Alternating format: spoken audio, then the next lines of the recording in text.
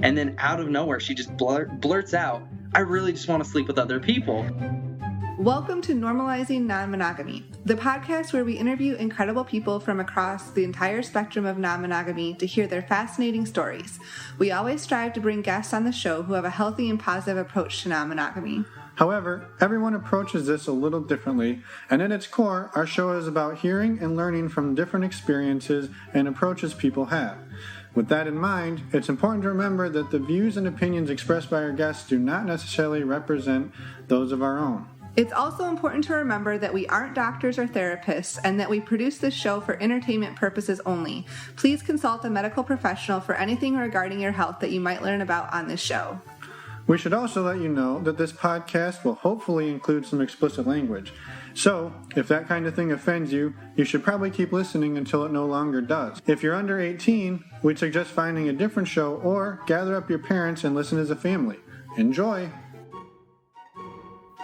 Welcome to episode 29. No. Yes. No, episode 29 was our secret episode. This is episode 30. Oh. Say it, hurry, say it. Welcome to episode 30. There you go. Damn it. We're Finn and Emma. Apparently, I don't have this number thing down. Counting is tough. Hey, Emma, what happens when a young wife calls her husband and says that she wants to have sex with other people on the telephone?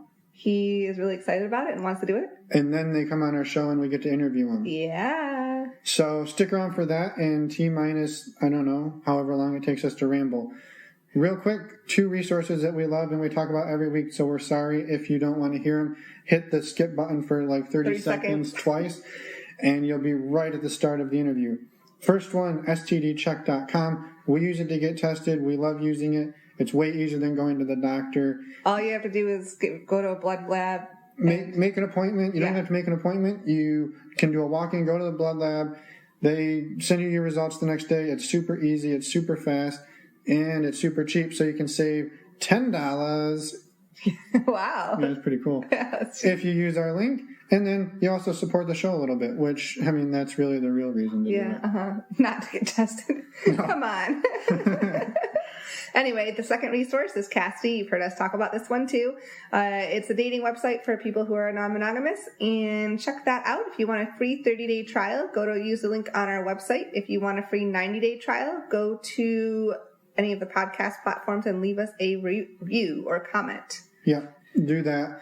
Also, one thing I wanted to mention about this episode, one of the 2 people, and you'll figure out probably quickly who, is much more shy than the other. Yes. And so I just wanted to say that because it could be misconstrued as one person is constantly cutting the other person off, but there was some editing around some long pauses and discussions about who was going to answer what.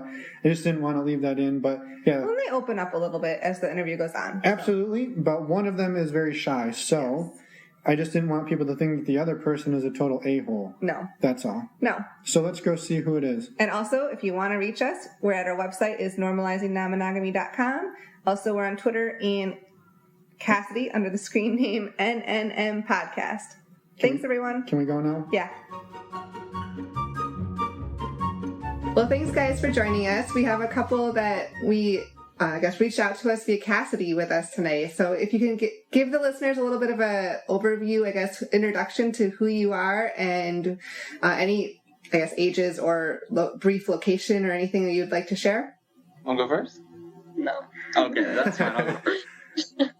I'm Zach, and I'm in my mid-20s, and we are from the West-ish. Not quite the West Coast, but close enough. And this is my wife. I'm Sarah. I'm also in my mid-20s. We don't have any kids. Do you have any pets? We do. We have a dog and a cat. Cool. That's always fun. How long have you guys been married? They're kind of like our kids, so. Yeah. We've been married for a little over 4 years, 4.5 years. Yeah. Yeah. Very cool. And did you know each other for quite a while before that? Yeah. We dated off and on for about 6 years before that. But she kept breaking up with me to date other people. we found, we actually were talking about yesterday, I was making fun of how she left me when we were in high school. And she was like, well, I really wanted to just go do my own thing. And I was like, well, if you would have just talked to me about it then, we probably could have started this a long time ago. And she was like, oh, shut up. Don't do that. So what, I guess, how do you guys sort of define, if you do at all, your non-monogamous style? I guess it's kind of mixture. We're into a little bit of swinging, which is kind of how it started, and we can get into that a little bit later. But we are poly, so we can have relationships and, just get to know each other and everyone else a little bit better and just have fun and enjoy everything, really. Yeah, so very cool. And how long have you guys been doing that? And on that same note, I guess, how did you make the leap from breaking up with him over and over in high school to deciding to get married and then pursue the swinging or poly side? I'm not really sure. I mean, I really liked him in high school and everything, but I feel like I was just so young and I wanted to explore a little bit more, and I didn't want to be tied down. And then after high school is when we officially got back together and we stayed together. And we did do a little bit of dabbling in, threesomes and things like that. Officially decide on being non-monogamous until maybe 3 or 4 months ago. Mm-hmm. Okay. We didn't decide to label it until about 3 or 4 months ago, but we've been doing it for about 10 years. So was it originally something that Sarah brought up, or was it something that you brought up, Zach? Well, that's kind of a funny story. I have mentioned it basically twice a year, mainly around my birthday, for, I don't know, probably 5 or 6 years, I would say. And it was about 4 months ago that we were driving home one day, and Sarah was like, you know what, I want to go for a drive by myself. Can I just drop you off at that house and I'll just go drive around? So I was like, well, yeah, that's fine. Are you okay? Should I be concerned? That's, it's odd that you just want to, hey, can I just ditch you right now? I know this has zero context, but I just want to just leave you for a while and just drive. And she was like, yeah, no, everything's fine. I just need some time to think. And on the way home, she's proceeding to tell me, she just feels trapped in life and she's not sure what she's doing. And then out of nowhere, she just blurts out, I really just want to sleep with other people. And I was like, I'm okay with that. And she was like, really? I thought you were going to be mad. And I was like, what would I be mad about? There's nothing wrong with that. I was like, we've talked about this. We've dabbled in it plenty. I was like, there's nothing wrong with that. She's like, I've been looking this up for 3 months. We can be non-monogamous. It's going to be great. And, we'll just see how it is. And so we decided to start swinging, and then it kind of snowballed into, oh, hey, we're poly. Look at that. So this is all within the last 6 months, you said? Yeah. Cool. But you did say you had some threesomes before all of this became, before you were officially swingers, if there is such a thing, to be officially a swinger. But yeah. I guess, how did that play out, and what did that look like? I guess it mainly just happened when we were really drunk. But it was never really full-on threesomes. It was more me playing with other women and him maybe kissing them or touching or something, but nothing sex or anything between him and another woman. Okay. And now that you guys, so you started down the officially being swingers, and I guess, what did that transition look like? How did you guys go about making that actually happen? Well, we spent a couple of weeks talking about it, just really kind of trying to nail down our rules and figure out what it was going to look like for us. And we got to the point where she kind of felt like it would be easier for her if she started off on her own. We just played separately and then moved into playing together, which is a little backwards, I guess, for most people, but it made her feel more comfortable not having to see me be with someone else.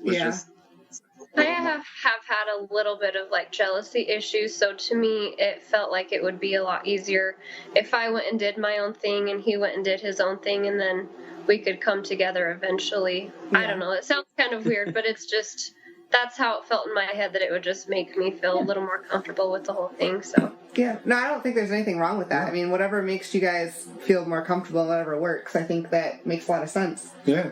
So did you get on like Tinder and start looking that way, or was there dating or swinging sites? I tried Tinder for a little while, and in our area, Tinder is not very non-monogamy friendly. Most people just didn't want anything to do with it.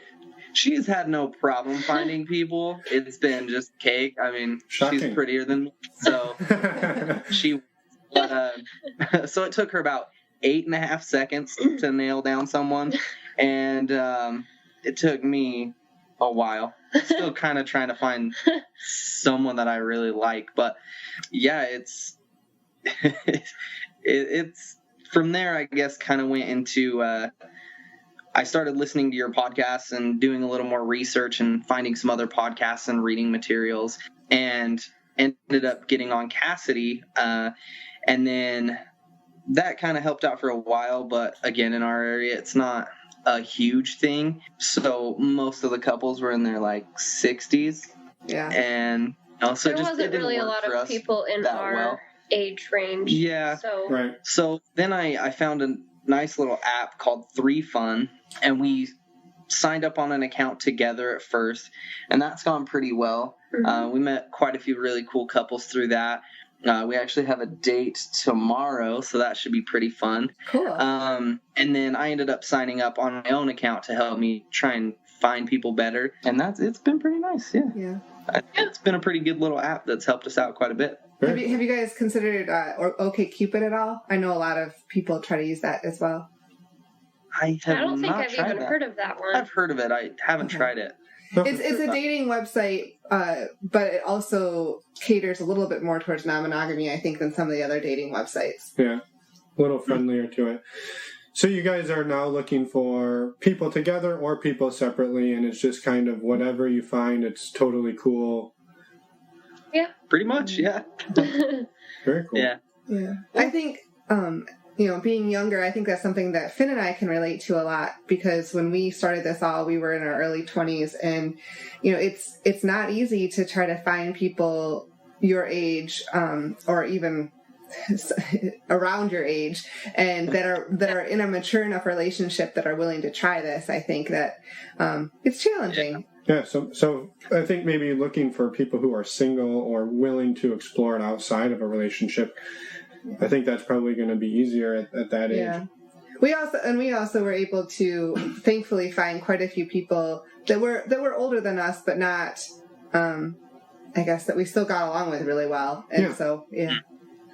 Yeah, that's kind of what we found. We've found that we connect more with couples in their early to mid 30s, a lot more than we connect with the young couples, because they just aren't very mature. We've been together for a very long time already. We've known each other for about 11 years? Yeah. And so, I mean, we know every detail about each other, and, there's plenty of our friends that they don't even talk about, bodily functions in front of one another, and it's like, come on, guys, we're adults. Like, right. It's okay. They pee. It's fine.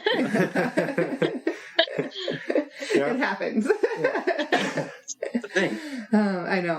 We can really relate to that, because we face the same exact thing. So you talked a little bit earlier about laying out your rules over the first few weeks. What did that process look like, and what did some of the rules look like, and have they changed and morphed at all? Do you want to take this one? Yeah, kind of. Well, at first we started out with, we said we wouldn't, get attached to anyone. It was strictly just sex, no feelings involved or anything. And that slowly changed, especially for me. It happened pretty quickly. Yeah, I guess it was pretty quick. Mm-hmm. So I'm guessing that Sarah found somebody that she clicked with pretty well. She did, and I knew from the very first minute that they met that they both liked each other a lot. And I knew what was going on weeks before she did. And so I kept trying to drop hints to help her realize, hey, you have feelings for him. let's explore that. And she just wasn't picking it up for weeks. And then finally one day I was like, okay, do you not see that we're poly? She was like, what are you talking about? And I was like, how do you not kind of want to date him? She's like, I don't want to date him. I just want to have sex with him and go out to the movies and go hang out with him and all this stuff. And I'm like, yeah. She's like, I just like to hang out with him as a person. And I was like, because you have feelings for him and you kind of want him to be your boyfriend in a sense. And she was like, wow, I'm totally poly. So. Yeah. She's like, you're right. She's like, I guess I have had feelings for him. I just didn't want to. I didn't really look at it like that. Yeah. I don't know. Yeah. But after that realization, it's kind of branched out, and that rule totally died out pretty quickly. Yeah. But now she realizes that she likes to be able to have relationships too. She doesn't want to just have to, okay, I'm going to go have sex and then come back and, all right, now it's, our time, let's go to a movie. She wants to be able to go laser tagging, go bowling, go hang out, be friends with these people and connect on a deeper level too. So, but other than that, our rules are fairly simple, I guess. One of the bigger ones is no one that we work with, just because that could get really terrible. Weird. Yeah, I think that works out well. Yeah. And then what are our other rules? I don't know. We don't have a lot of them, I guess. No. I guess safe sex also. Yeah, definitely condoms safe sex. And make sure they're tested and things like that. Mm-hmm. Right? Yeah. I feel like that's a blanket rule. Everyone should have that rule if they're having sex with anybody. So. Yeah. So do you guys get tested frequently? Yes, we shoot for every couple months. Yeah, every few months. It kind of depends. I mean, if things are a little more active, then it would definitely be more frequent. But sometimes sometimes I get a little more distracted with work since I do work a lot. So a lot of times my situation's not nearly as fun as Sarah's. So. And have you found that conversation pretty easy to have with other people that you've met in terms of asking them to get tested or asking if they've been tested, or is it been pretty just part of the conversation? I guess at first it was kind of like nerve-wracking, I guess, to ask them that. I felt like it was just weird and getting in their personal business, but it's also like I need to be sure that you're clean and everything. So I don't know. At first it was kind of awkward, but now it's really not a big deal. Yeah. Yeah, and I've always been very blunt, so it's super easy for me. I was like, we're not you've been tested, so it was a little different. Right. But. Very cool. So what? Oh, go ahead. I was curious, when you guys originally started talking about this, Sarah laid it out as, I want to sleep with other people, and now it's transitioned to more of relationships. Mm-hmm. Was that something that you had to battle with at all, Zach, in terms of, at first it was just, there's no feelings involved, she just wants to have sex with people, but now is she looking to replace me with another relationship, or was there really no big deal for you?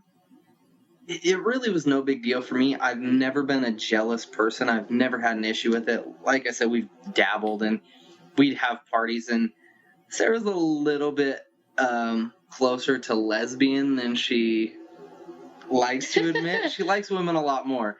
And so we'd have parties and we'd have all these, beautiful female friends over, and Sarah would make out with all of them. And it was just something that happened, and it's just kind of always been a part of our relationship. She would, we'd have our parties and people would come over and everyone would just kind of have their fun.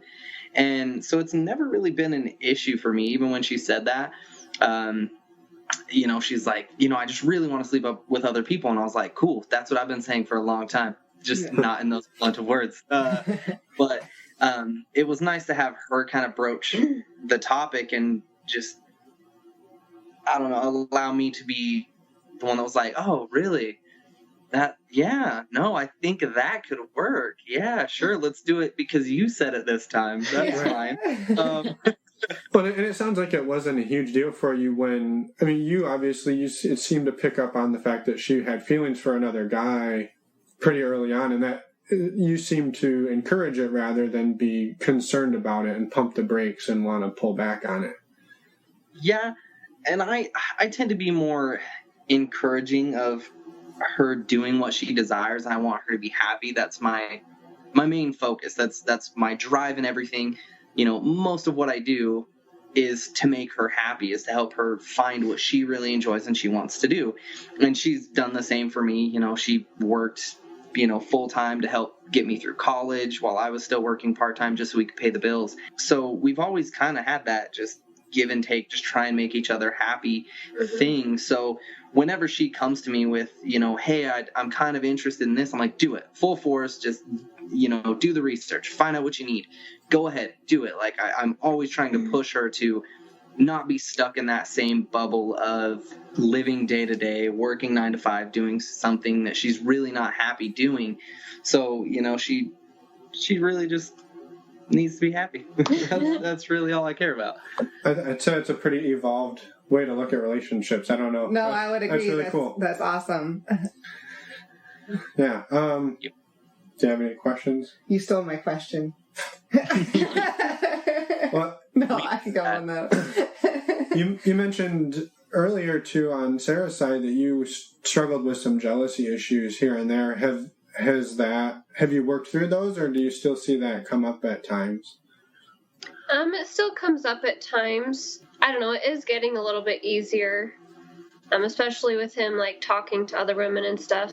Before, it was a really hard thing for me. Like, I've kind of always been a little hypocritical in that sense. When we had our parties, it was always me that was able to do these things, but I didn't want him to do anything. And so when we started doing this, I just had to, tell myself, like, hey, if it's okay for me to do it, it should be okay for him to do it. Like, I shouldn't be, all just one-sided, I guess. Yeah. So, I don't know. Yeah, it still is a little bit of a struggle, but it is getting easier. Mm-hmm. Yeah. I mean, that's something that makes a lot of sense. I mean, you don't, in your head, like, you don't want to be that person holding your partner back, but there are feelings of jealousy or fear of missing out, and you need to work through those as well. Yeah. Yeah, and I think we found that the best way to combat that is to just, while I don't understand it, because I thoroughly don't understand being jealous, it's never something I've struggled with, like I said. So the only thing I could do is just tell her, look, I know I don't understand, and I'm so sorry that you feel this way, but I love you. I will always love you. You're the most important person in the world to me. Even if I have feelings for these other women, I still care about you more than anything and would drop any of them, at any word you said just to make you happy. So I think that's assuaged things a little bit. Yeah, that's definitely helped. Just trying to be understanding, even though I fully admit that I don't understand it. So do you see the jealousy come up more on the emotional side, if it's like an emotional connection with somebody, or if you were in the room and it was a physical thing, like... Physical thing, I really don't care. Like, fuck whoever. Cool. Just be safe. Don't bring anything home, Yeah, it is more of an emotional thing. Like, I don't want to feel like some other woman is going to try and take my place. So. Yeah. I think that's a normal feeling.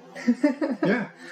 But I would imagine that it probably helps too, understanding, that you found somebody else, and that person, your goal wasn't to have that person take his place. So maybe it's easier to look at that and say, oh, well, I can relate to this and say, well, I had the same thing and he's not being pushed out the door. Yeah. That's a good way to look at it. But anyway. That's a good look at it. So have you guys met, Benny, I know you've met people separately. Have you met a couple yet? We have talked with a few. But the first couple we're actually going to finally meet with is going to be tomorrow, so we're pretty excited for that. A little nervous, but pretty excited. But it's been difficult with summer just kind of kicking off. A lot of people have a lot of plans, and we're big campers, so even when everyone else is free, we're like, oh my goodness, we're gonna be out of town the whole time. Sorry. So that's been kind of difficult. And then whenever we have a free minute, everyone else is busy. So it's been difficult to line up schedules. But we finally made it happen. So that's going to be pretty cool. Very cool. Yeah. So are there some are there some fantasies or things that you guys have talked about, like, this is something I'd love to have happen, maybe not necessarily tomorrow, but just in meeting another couple or in meeting separate people that you're still hoping to fulfill at some point? I'm not really sure. Sarah's not one for big fantasies. She doesn't really think that far ahead. She's just like, I want to fuck. I just want to do it. I don't care how we get to that point. I just want to have fun. For me, I think really anything. I guess I don't have a specific fantasy, but I've been dying to see her actually be with somebody else. A little bit of hot wifing, I guess. But to me, I feel like that might need to be something that we work up to because it's still a little awkward for me. Yeah, so. No, that's fine. We can do it in separate rooms. That's okay. Eventually, we'll get there. With a live video stream, and he'll sit there and watch TV. Nothing major. Just, I'm a tech guy. I can set that up in about 3 minutes. So. Yeah, honestly, that's something that we've done in the past. Is like Emma has gone. Like we've met somebody at a bar, and then. That we've talked to previously. Yeah, we've talked to them or met them for coffee, and then like we'll meet at a bar and they'll go have some fun like at a hotel close by, and then like she'll send me pictures or little stuff like that. I try to record video too. It's hard. It is a little distracting in the moment. Yeah, it's not easy. I don't know who can do that well, but they're crazy. So that's still kind of fun. Some of the pictures I send you, you're like, what is this? I'm like, I don't know. I just try to take a picture. Could you try and get more shadows, please? That is a really nice skin-colored blur. I really enjoyed it. Sorry. Yeah. So have you guys seen any benefits the last couple months since you officially started talking about it more open that you started to see in your relationship? Yeah, absolutely. Do you want to speak to some of the benefits you've seen, and then I can jump in? I guess our communication has gotten a lot better. Mm-hmm. It wasn't like terrible before, but she's lying. It was so bad. We didn't even talk. It wasn't that bad. But it's definitely helped us open up more to each other. We don't hide anything from each other now. We're completely open and honest about everything. And so that's really nice to not feel like you have to hide something because you're embarrassed or scared they're going to get upset with you or anything like that. So, yeah, it's really helped our communication. Mm-hmm. So that's a really good thing, I think. So. Yeah, and, it really has just helped us kind of delve into some of those other issues that were a little too difficult to talk about. We didn't want to upset one another or anything like that. Didn't want, oh, I hate that you do this to become a fight. And it really gave us some good tools to dig into those issues and deal with them in a really healthy, productive way. And so it's helped us sort through a lot of our other, issues that we just kind of were like, oh, not worth arguing over. I'll just bottle that up. And it's really helped us clear up a lot of stuff. And even if the problems aren't gone, because we accept each other for who we are. We're both obnoxious pains in the asses, but you're worse than I disagree. But I can be sometimes, I guess. But it's really helped us just kind of voice those concerns and just be like, look, this is how it feels. It's just nice to get it off your chest and just to be honest with one another and just kind of try and come closer together through all of it, and it's been really cool. It's been a really fun experience, I think. Yeah, so no, that's really good to hear. It's almost like talking more about sex and potentially opening a relationship, even if somebody has that conversation and decides not to, like it brings to light all other things in your relationship that may not be great that you need to work through. I know that's something we've definitely noticed too. Mm-hmm. Absolutely. Yeah, no, it's been really cool. I've enjoyed it. And plus, it's nice to fool around with other people, too. So yeah, that's just like a bonus, right?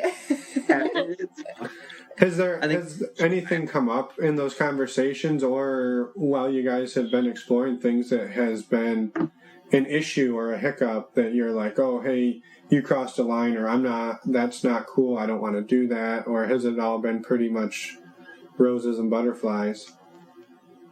Roses there and was one particular time. Sarah was getting ready to go out on a Sunday, and Sundays we don't usually get to spend a lot of time together.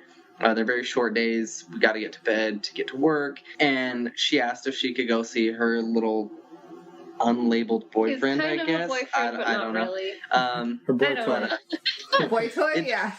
Yeah, boy toy. It depends on how upset with him she is at the current time. Sometimes it's boyfriend, sometimes it's that guy I'm playing with. Like, it just depends. But I was like, yeah, go ahead. That's fine. Just, don't be gone too long, like 2-3 hours. And, I'd like you back because I still want to spend some time with you.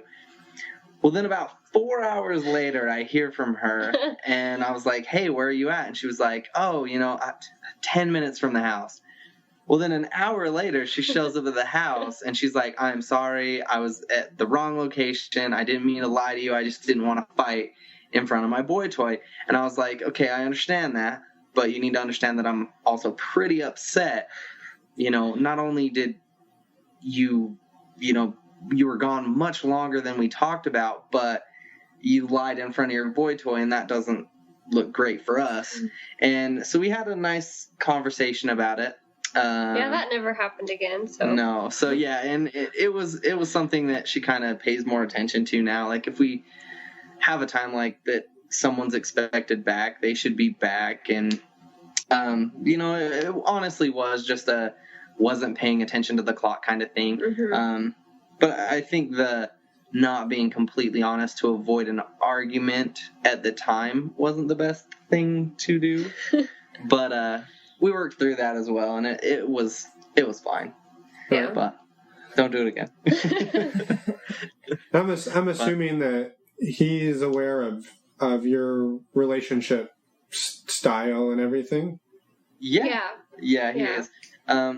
He's a little nervous about it, I guess, because I am married, so he's trying to open up to the idea of being with a married woman, I guess. He has this just persistent fear that I'm going to beat him up, and I don't know why, because I'm a very, very nice guy. So. But he and I get along really well, and he's very respectful, and I think it's almost respectful to a fault. He kind of won't really share his feelings or open up that much with Sarah because he is so uneasy that she is married and thinks that at some point I'm just going to change my mind and rage out. I don't know. Yeah. But so it causes a little bit of grief, but he's done a lot better. Yeah. He's opened up quite a bit, and he was even talking about potentially, what do we do if at some point I wanted to live with you and sleep with you at night and all that stuff. And Sarah and I had talked about that, and I was like, I'm fine with it. Let him move in. I don't care. So, start collecting some rent checks, and it'll all be good. Bills are expensive. Yeah. We can make a little bit of money off your boy toy. I'm cool with it. I think it's really cool how open you are to everything. You're just kind of like, yeah, whatever happens, happens. If he wants to move in, cool. If he wants to build an addition on the house, fine. Put a pool in, whatever. Yeah, he's paid for it. I'm totally fine with it. Yeah, I've always been kind of a laid-back person for the most part. After my angsty punk rock teenage years, I did fine. But I really don't have a lot of qualms with things. I just am very mellow. I'm kind of just go with the flow. Life sucks. Let's make the best of it. So. Right? Yeah. No, can't argue with that. And it sounds like the guy, your not boyfriend, is, he's coming around too. Like, I'm assuming he's a single guy and he was just on dating apps, right? Is that how you met him? So, it sounds like he's learning and exploring and trying to just understand, which I think is awesome. Like, the more people that are exposed to these types of things, it is for some people and not for others. So. Yeah. Yeah, and I think we found that that's kind of the case with a lot of single people on these apps that we've tried, is they're just wanting to dabble in it and just be open to new ideas because they have lived such sheltered lives, especially from the crazy place we come from, if anyone can guess what state it is, which I'm sure they can. But there's a lot of persecution for the lifestyle around here, and it's kind of difficult. But it's become a much more popular thing. We've got sex clubs and sex shops and all kinds of stuff everywhere, even if our government does try and shut them down every 2 minutes. It never really works because there's a lot of us here that we enjoy that, and we have been accepting of that for a long time, and we try and support those businesses to keep them afloat as best we can.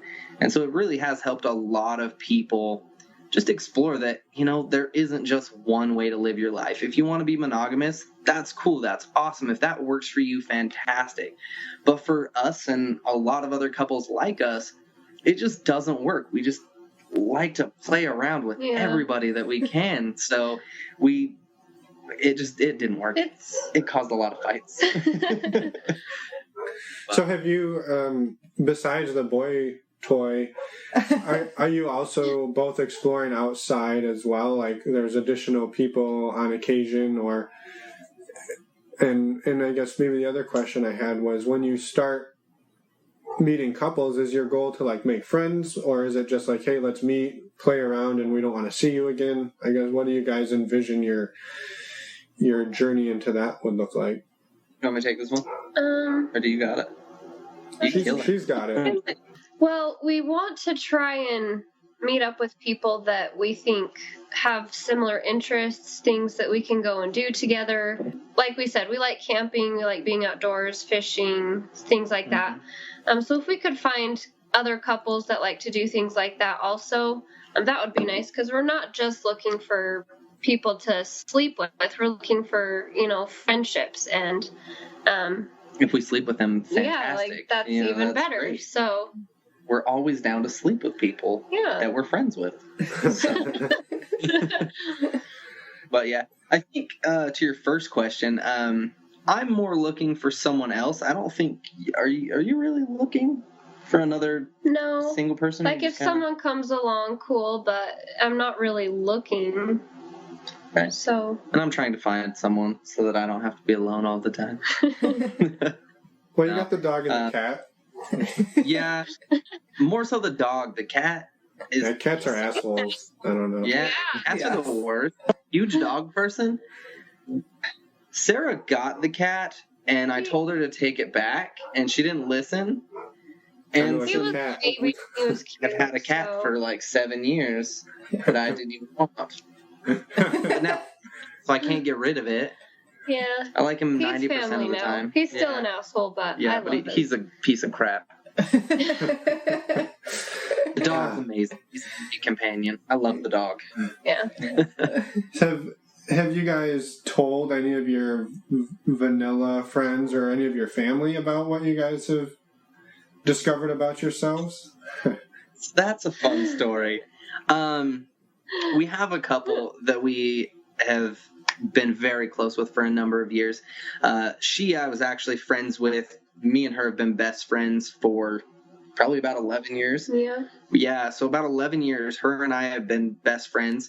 And then she ended up getting with a guy that we went to high school with. He and I didn't really hang out in the same circles, I guess, and we just didn't really get along because her and I had kind of dated and, messed around a little bit. And so he didn't like me because I had been mean to her. And so he was very upset with me. But then we all ended up becoming great friends, hang out with each other as often as we can. And they've always been very sex positive and very open to polyamory. And even years ago when they would talk about, their openness to polyamory and, kind of their goals in their relationship, Sarah was always like, yeah, I just don't understand how they can possibly do that. How could they have additional people in their relationship? Like, I would be so angry with you. And then, years later, she's like, oh my gosh, guys, by the way, I totally get it. Like, I get it now. We're poly now. So they were the first ones that we told, and they were so happy for us. Started giving us reading materials and things to, kind of do research on, because they know I'm that kind of person. I have to read about everything. So they were really supportive, really helpful. we had them over one evening and talked for hours about all the different facets of it and just how it worked for us, and they were just thrilled. And then a couple weeks later, Sarah got drunk at our house when we had some friends over and told a good handful of them. And then the next weekend, she did the same thing. And so there's it's not like there's like a bunch of people that know. There's a good, 10, 15? No, like 10. I guess that's what I wanted to know, but... 10 or 15? No, 10. Okay. That's fine. Have most of them been pretty accepting and happy for you guys? Yeah. They've all been very accepting of it and understanding and kind of happy for us, I guess. A lot of them said like they kind of thought that we would go down that path for some reason. I don't know why. Can't imagine. Yeah. All those times you made out with them at the parties back in high school. It was a good portion of them that were like, I've known for years. Glad you guys finally got on board. Guys, appreciate it. How about any of your families, or have you guys kept it pretty much sealed up for now? We've kept that pretty sealed up for most of our family. I mean, her aunt and her cousin know, and one of my cousins know.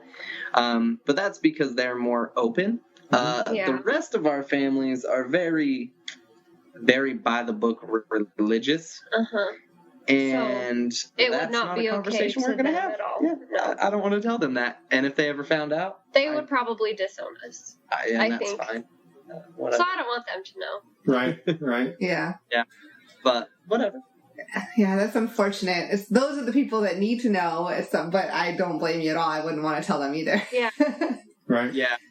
And they should know. There's plenty of fun to be had. There's plenty of talk of concubines and such in the Bible. Like, they can come around already. Just saying. I think that's really cool, though, that you guys have that, your close friend that you said that you told first, and they gave you a bunch of resources. Like, that is awesome that you had some, I guess, a confidant and a support network right from the get-go.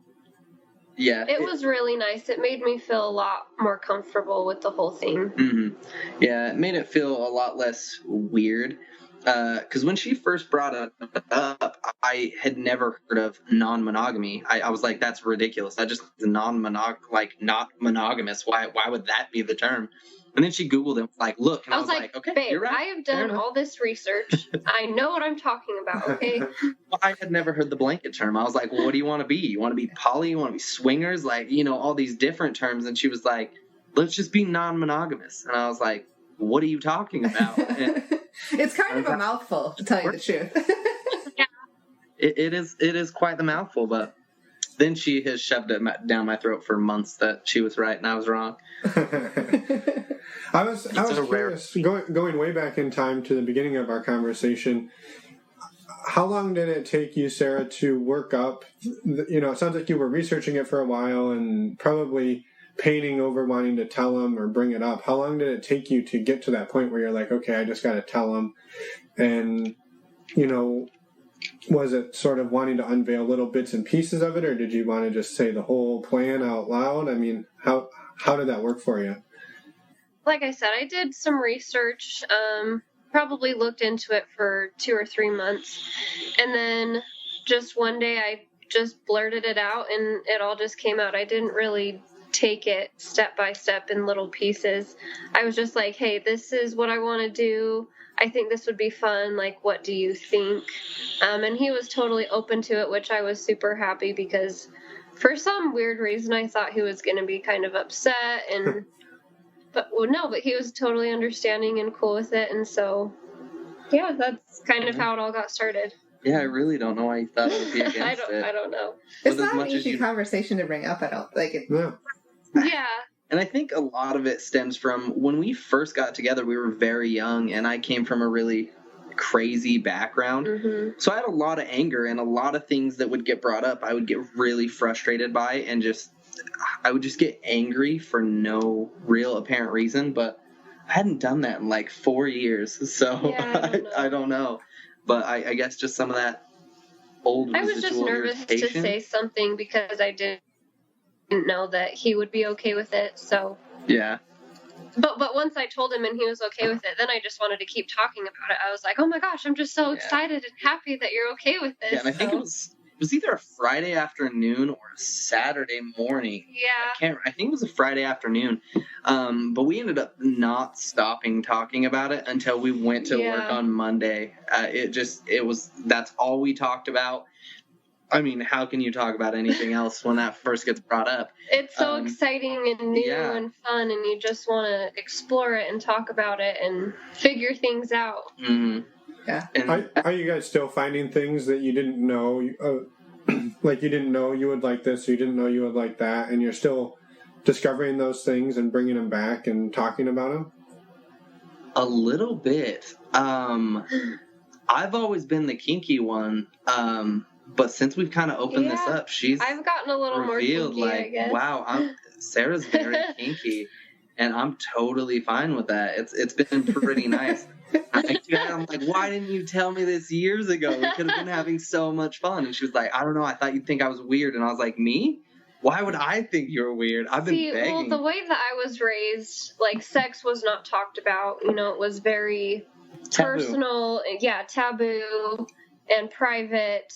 And I guess kind of wrong in a sense. Yeah. So I was never really open to even talking about it. And so even when we first got together, it was kind of just, normal, like, missionary positions and things like that. But, over the years it got better. And then since we've decided to, open our relationship, it's gotten a lot crazier. Now it's a lot of reverse missionary position now, not just missionary. Yeah. We've moved up a lot. Now it's reversed. Super crazy. Yeah, we like to get wild. Yeah, that's cool. It sounds like just by having those conversations, by meeting other people, your sex life has improved as well. Yeah, definitely. Yeah, it's been fun. I don't even know what reverse missionary position would be. I don't know. It's probably the dumbest thing I've ever said on this show. I guess women on top. Yeah. Woman on top. Yeah. No, that's if they're straddling. That's like, cowgirl. If you're just flat. Yeah, but yeah, that's cowgirl. Yeah, who does it laying flat like that? That's weird. Oh, we do that. No, me on top. No, with you on bottom, on your stomach. Oh yeah, I guess that could be reverse cowgirl. Well, that'd be reverse missionary. We're dubbing that reverse missionary. Yeah, that's what it officially is. We're going to Google it. So the woman just turns over? I don't know. Yeah, she just turns over. That's all you do. Yeah, that's fine. We'll have to Google this. Yeah, we'll Google it. So the last two questions we usually ask are, do you guys have any advice for new people or anybody that's been getting into this and that you've kind of found along the way? And then any resources that you've found very useful. It sounds like you've done a fair amount of research. So, Yeah, I think the best advice I can give to anyone that's new in this is just don't be afraid to tell your partner how you feel. Just be very open. Being dishonest with each other in talking about something like this isn't going to get you anywhere. You just need to be completely open and explain, hey, this is what I'm feeling. It's not a dig on you, or it's not that I, don't love you anymore. It's just, this is something that I feel might be right for us, whatever that looks like for you. And just be really open about it. That's it. Yeah.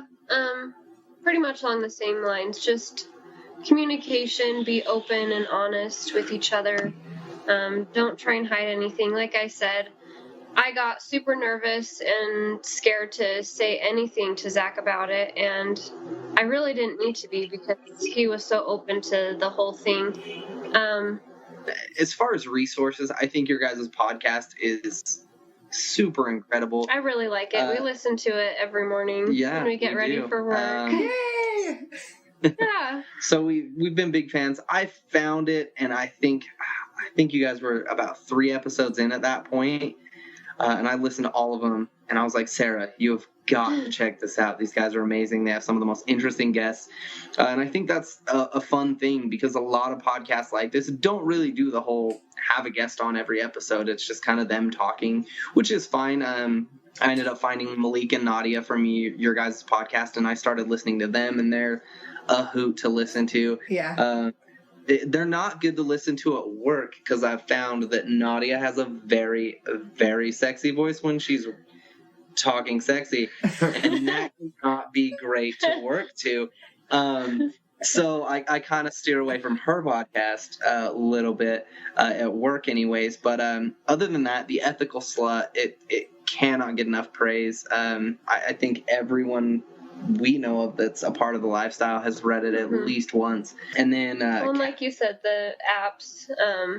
Yeah, I don't know. That's really a resource in finding stuff out. But yeah, I mean, as far as connecting with people, the apps can be pretty good. I think find what works for you is really key because there's plenty of them that we found that just weren't very great.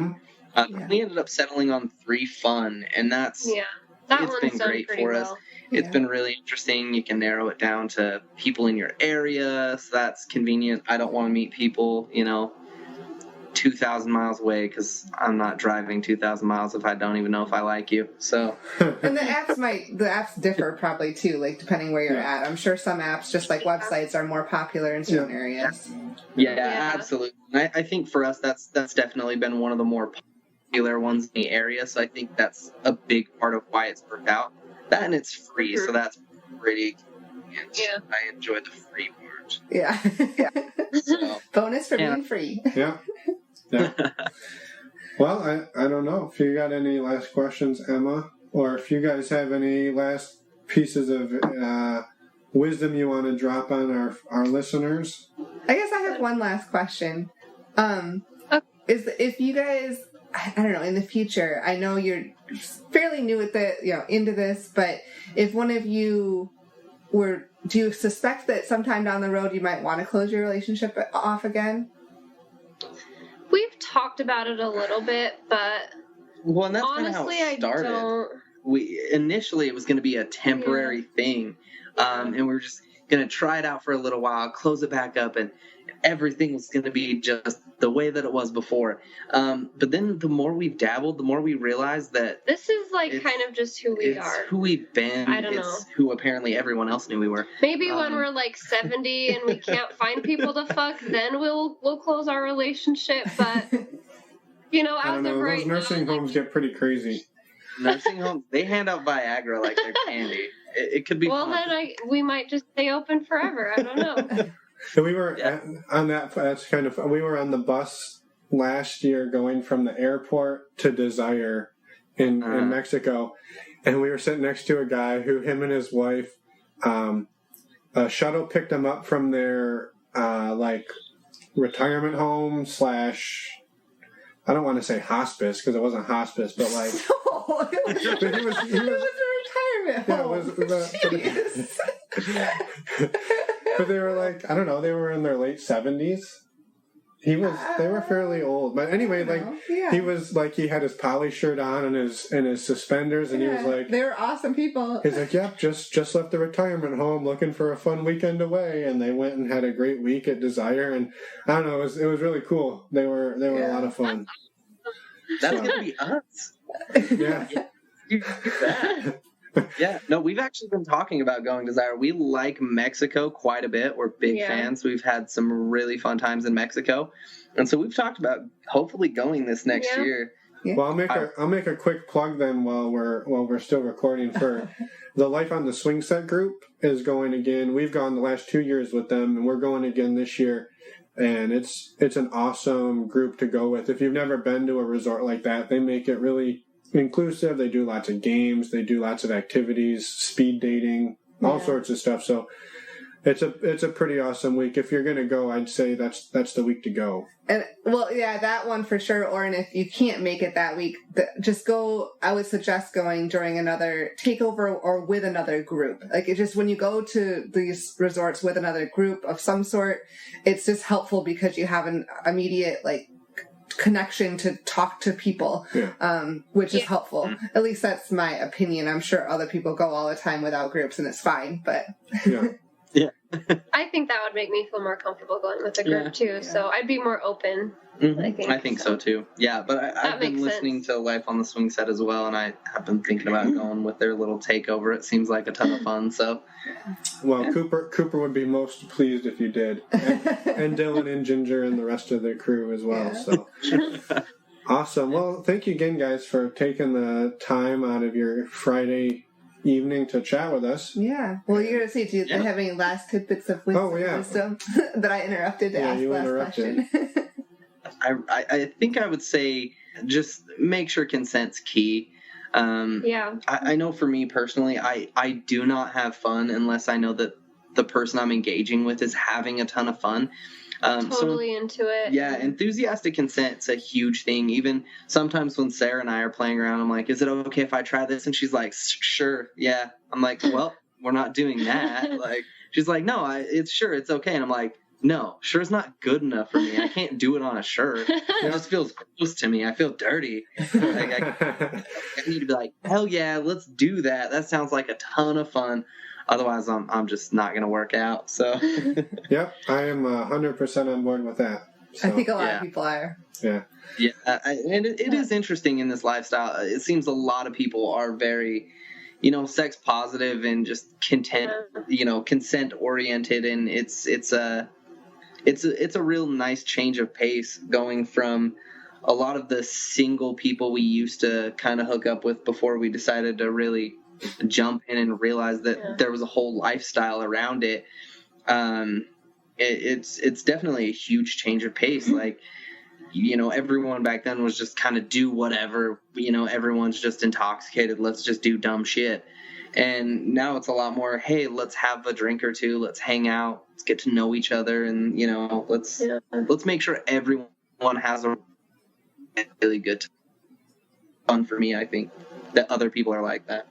Well, and I guess, like you said, like words of wisdom, I think if you're even thinking about it and you're in a relationship or whatever, maybe try and bring it up. Do some research and bring it up. You never know what's going to happen. Like I said, I didn't know that we would be here, a few months down the road or whatever. Yeah. But just, if you're thinking about it, I would definitely take the next step and...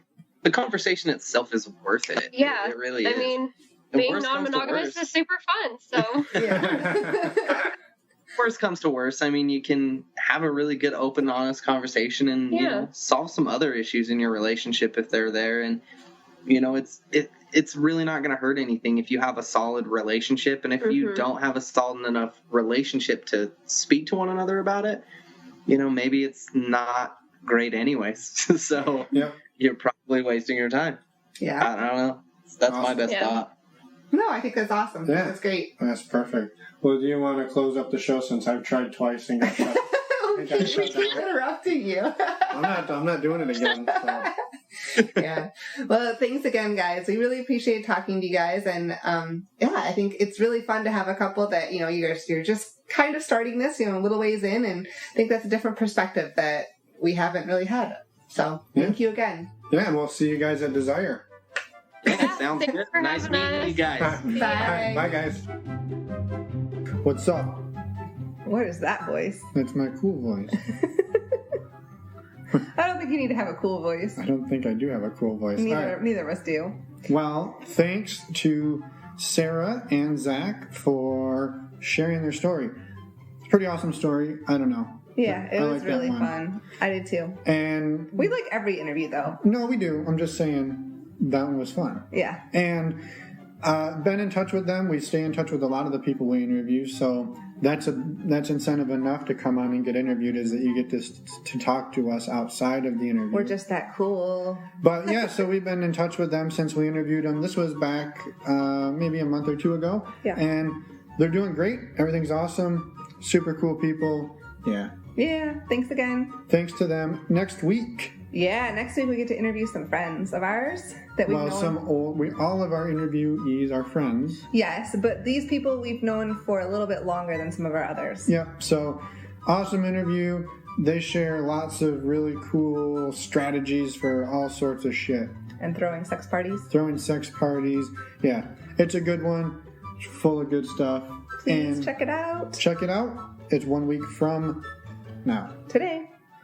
Thanks, everyone. Also, please reach out to us. We'd love to hear from all of you. Website is normalizingnonmonogamy.com, just in case you forgot.